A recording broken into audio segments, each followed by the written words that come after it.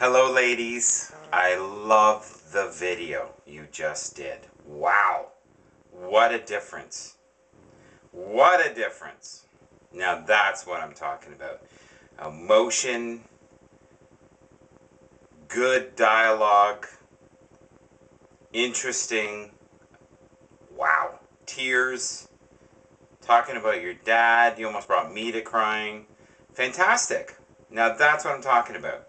Um, what I'm hoping in the future is you can do more movie reviews like you did. That was great. You were a little harsh, but you know what? Everybody has the right to their opinion.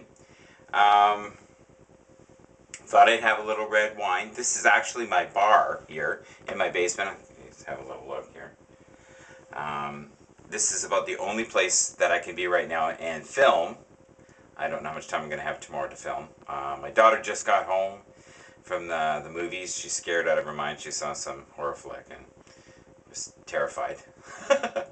So maybe she'll do a movie review on that. But I want to share a little fun ghost story um, that I have. And this happened a few years ago. Um, my grandfather passed on. And my dad and I were cleaning the house. And we came across some love letters that he had written to my grandmother. And they were beautiful. And all of a sudden, doors started slamming violently. And I don't mean like one door, I mean several. And the type of like you're slamming it as hard as you possibly can. So we got the message. We stopped reading the love letters. So then my father and I had to do a little bit of renovations.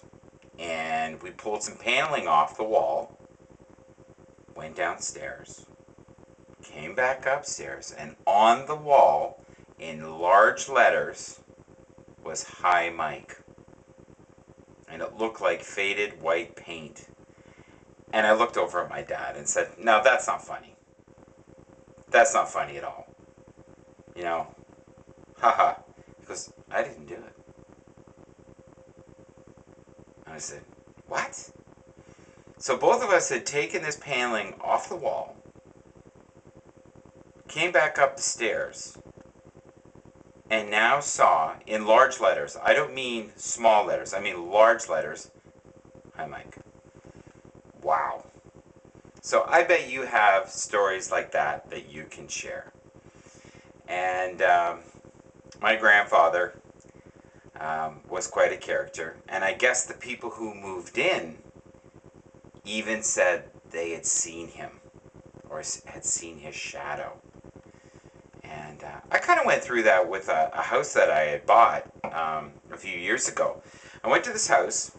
I instantly felt connected to the house. And I know that sounds nuts, but I felt connected to it, like I had lived there before. And I looked up the stairs and I saw a shadow being that looked like an angel. A female angel, about, I'd say 50 years old. And telepathically, this angel said to me, "You can have the house if you want it." And I thought, that's odd. So I talked to my real estate agent, and he informed me that there had already been an offer, and it was just a matter of the bank accepting it. And I basically pleaded with my wife, Barbara, and said, "Look, I have a feeling we can get this house, and I think we can even get it lower than they had asked," which at the time seemed ridiculous. So we put a lower offer in firm, and we did get the house, which to this day has been a blessing. We don't live there now, but that was probably one of the best moves we ever made. But I used to feel in the basement this darkness and sadness, heavy, and I never knew why. And then one morning around 2:30, about a year later to about a year and a half later, my dog was barking wildly. And her name was Molly. I had to think about that. And she was a small dog. And she was part miniature Doberman and part Chihuahua. And she started barking. And what was wild is the shadow that I saw, she saw. Her head was focused on what I'd seen. So where my bed was, we could see an image walk, and then walk in front of the bed, and my dog was barking hysterically. And we woke up my wife. My wife went, "What is that? What's going on?" And I said, "I think the guy that lived here just passed on, and he came back to see if his wife was here." And she looked at me like, "You're crazy, go to bed." So we didn't think anything of it, and about a day to 2 days later, we started getting mail. And the mail was, "We are so sorry for your loss," and I believe his name was Joseph. And they said, "We are so sorry about the sudden death of Joseph." Wow. You know, we have no clue of what really goes on when we die. And I think we all have our own different exit strategies. And I've never been afraid of dying. I don't know if it's because I've been here before many times, but to me, living is far scarier than dying. You know, living requires some thought.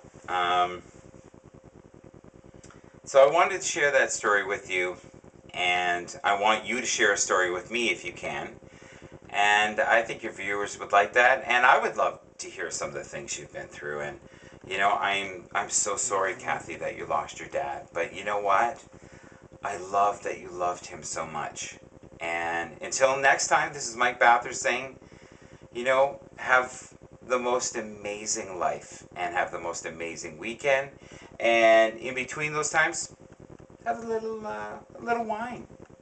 It fills the gaps sometimes. Take care. Bye, Kathy. Bye, Chris. Thank you for being so honest. And I'm enjoying the show. And so are my kids. Thank you. Bye-bye.